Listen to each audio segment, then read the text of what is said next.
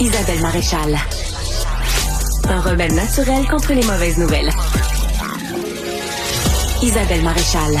On va parler du Canadien, mais faut que je vous dise, c'est la journée des perfusionnistes aujourd'hui. Savez-vous ça? Saviez-vous qu'il y a une journée des perfusionnistes, puis que c'est aujourd'hui qu'on parlait avec le président, qui nous l'a pas dit d'ailleurs? C'est un hasard, là. Ce n'est qu'un hasard. J'ai vérifié que Florence, elle m'a dit, ben voyons donc, c'est un auditeur ou une auditrice qui nous le dit. Hey, c'est la journée des perfusionnistes aujourd'hui, 26 mai. Et j'ai vérifié, effectivement. C'est fascinant. Non, mais à vous. Ah oui. Et pour vous dire comme quoi que notre système cœur-poumon a été très, très, très sollicité hier. D'abord, notre petit cœur, il a battu fort. Et nos poumons, on s'était poumonnés jusqu'à temps qu'on se calme quand on a vu que... Écoute. Oh là là. Écoute. Tu y étais, toi, Olivier? J'étais là hier et je voulais, en fait, y aller particulièrement pour ce match-là parce que tu le sais, Isabelle, le dernier week-end, on a eu la F1 à Montréal. Hein? C'était l'effervescence. Je veux dire, imagine si on avait eu un match lors du week-end au Centre Bell, ça aurait été la folie complètement. Et là, hier, je me suis dit, il doit bien y avoir des personnes qui ont fait la route ou du moins sont allés en avion pour le Grand Prix et se sont dit, je vais aller voir le Canadien le lundi. Et en effet, c'est arrivé. Il y avait des personnes d'un peu partout.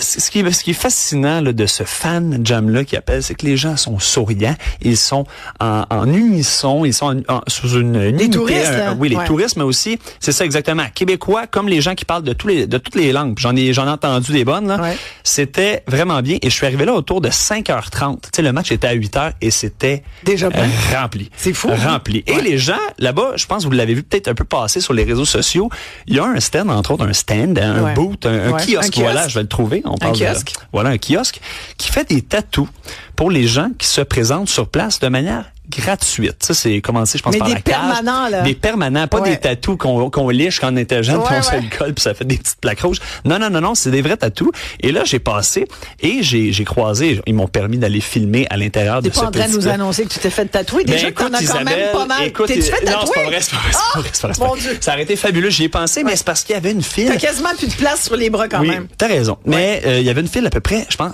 j'exagère pas, puis on va montrer les images, mais là, je vais entendre Sean avant d'aller un peu plus loin sur la file. Qui est Sean? Sean, c'est un homme du Nouveau-Brunswick. Oui. D'accord? Qui s'est présenté sur les lieux. Il a fait la route, lui. La route, c'est quand même assez long. On parle de plusieurs heures. Ouais. Et lui a décidé de se faire tatouer, en profiter pour avoir un petit souvenir sur la cuisse. On l'écoute. Là, c'est Sean. Moi, ma blonde, on est descendu pour la Formule 1 initialement. Puis on a réussi à avoir des billets pour ce soir. Ça fait que on est venu voir la game. Puis quand on était à la F1, on parlait à un gars qui était à côté de nous autres. Puis il donne des free tattoos au Centre Bell juste avant la game.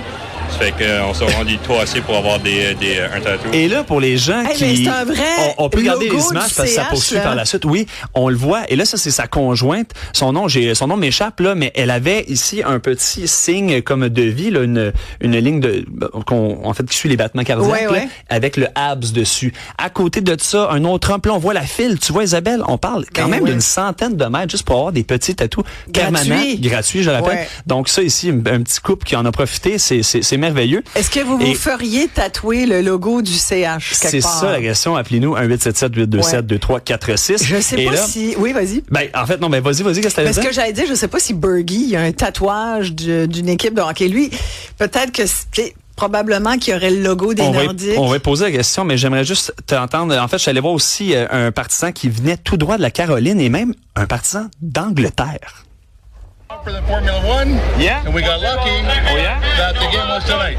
Not great seats, 400 American. That's it? Yeah. Where are you in 311. Nick, you from England? From England, yeah. So you from Berkshire. But I'm going to get one of those shirts. Et là, on voit Nick ici d'Angleterre qui dit, moi, je suis arrivé au Centre Bell, d'accord? Je n'ai aucune idée pourquoi je suis là. Il était là pour le Grand Prix, bien entendu. Il vient d'Angleterre, un passionné de Lewis Hamilton, entre autres. Et il a dit, je veux m'acheter ce chandail-là. Puis il me demande après, je sais pas lequel acheter. J'ai dit, choisis Lane Hudson. Là, lui, à côté des États-Unis, il dit, un Américain? Là, j'ai dit, ouais, mais tu sais, c'est Lane Hudson. Ben oui. C'est notre gars. Et là, lui a parlé des billets aussi, $400. Mais là, j'ai été, puis on n'aura peut-être pas le temps de le présenter, mais je vais le résumer. Un jeune papa et en fait, son fils se sont pointés, m'ont dit, écoute, on est quand même chanceux. Ça nous a coûté 2000 à soir. Il dit, c'est drôle de dire ça de même, mais on l'a pris là quelques instants. Et en fait, tout juste le matin même du match, ils se sont présentés, avaient leur billet et ont réussi à avoir un prix de dernière minute. Mais on s'entend, Isabelle, c'est 2000 $ pour un père et son fils. Les Donc, Canadiens ont c'est perdu. 1000 $ le billet. 1000 $ le billet. Eux, ils étaient bien placés, mais ils n'étaient pas sur le bord de la bande. Eux, Donc, c'était des Québécois, ceux-là? C'était des Québécois, ceux-là. Mais tu sais, beaucoup de détenteurs de billets de saison. Non, c'est un peu plus tard, mais écoute, c'était vraiment bien. Tu sais, ici, on voit des partisans que c'était des billets de saison, puis ils disent, moi, je sais pas combien ça m'a coûté. J'ai un bon ami qui m'en a donné. Donc, on voyait beaucoup de grades de prix, mais tout le monde était en fait garanti avait l'idée derrière que ça allait être un excellent investissement. Et en effet, l'expérience est fabuleuse au Centre Bell. Ça, on doit se le dire. Là. Même que les Canadiens perdent, c'est vraiment intéressant. Même quand je sais pas. Oui, mais on dit ça, à la maison, c'est frustrant. C'est ça. On Moi, juge personnellement, pas. mais la frustration grandit au fur et à mesure. J'ai hâte d'entendre Bergie notamment là-dessus. Là, on y va tout de suite. Est-ce qu'il est là, notre ami Michel Bergeron? Oui, bonjour Michel. Bonjour Isabelle, bonjour vous deux. Dis-moi, est-ce que tu as un tatouage avec un logo d'une équipe de hockey par hasard, Bergie? Non, pas.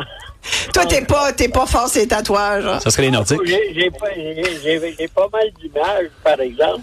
Moi, quand j'étais jeune, j'étais justement partisan du Canadien.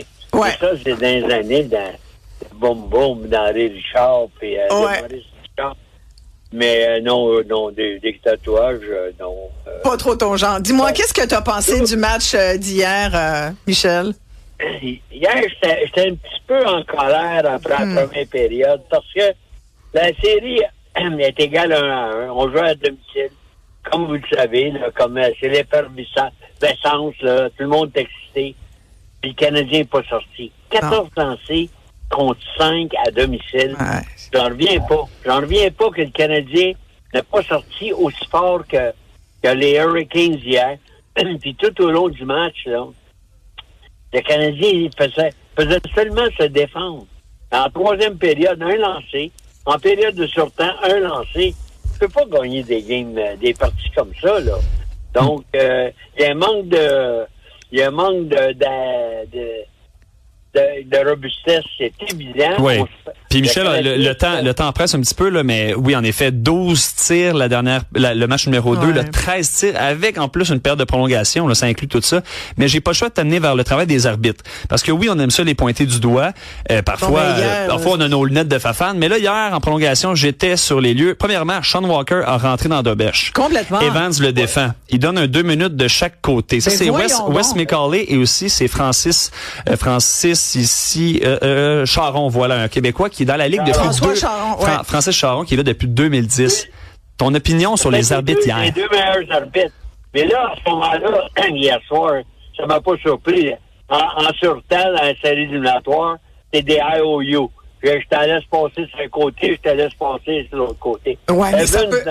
mais Michel. Ton gardien de but. Ah, mais clairement, puis ça peut pas marcher comme, OK, là, je refuse le but, puis là, il doit y avoir une pénalité ici, mais je l'applique pas. Tout à l'heure, tu dois en avoir une, puis finalement, je la laisse passer. Ça peut pas être comme ça, là. C'est pas de l'arbitrage. Oui, je le sais, mais à un moment donné, le Canadien avait vu les joueurs sur la patinoire. Les arbitres ont fermé les yeux, justement, parce que on n'avait pas pénalisé les Hurricanes. Le geste sur Lane Hudson qui était flagrant, Michel. C'était, je veux dire, il y a eu, c'est pas pour rien qu'il y a eu des canettes lancées sur la patinoire en fin de rencontre, là, mais c'était flagrant. C'était décevant voir ça. Non, parce que ça aurait pu, écoute, en 5-4, il aurait pu marquer un but qui aurait été déterminant, là. Oui, mais ça a toujours été comme ça. Moi, quand je dirigeais, je m'élevais contre les arbitres. Puis les gens disaient, Bergie s'en prend toujours aux arbitres. Ça n'a jamais changé. Surtout en série. Puis hier, là, McCurry et Charon, c'est les deux meilleurs arbitres de la Ligue nationale. Exact. Ouais. Pourquoi? Ouais. Alors, on n'arbitre pas de la même façon qu'on arbitre en saison régulière. C'est malheureux. Je suis bien d'accord avec vous. Ouais. Mais c'est comme ça que ça se passe. Ouais. Dis-moi, 10 secondes, là, ça va être en 7? Ah, j'ai peur. Moi, pour moi, là, le match c'était hier, là, pour moi. C'est plus important. Moi, je pense que la Caroline va sortir comme des tigres enragés de main pour gagner ce match-là pour terminer la série en Caroline. Ah ouais, OK. Donc toi, tu y crois. Tu crois que c'est la fin. Parce que, en plus de ça, là, Dobèche a été mis à l'épreuve tellement souvent depuis le début des séries, là. Il commence à être fatigué, le petit gars. Ah, puis hier, il a mangé la glace là, quand on y est rentré dedans. Hey, Michel Bergeron, merci beaucoup. On va s'en reparler de tout ça. On s'arrête ici, très courte pause. Olivier, plein d'autres éléments. Dites-nous comment vous voyez ça, vous. Est-ce que vous avez perdu espoir ou est-ce que vous y croyez encore? À tout de suite.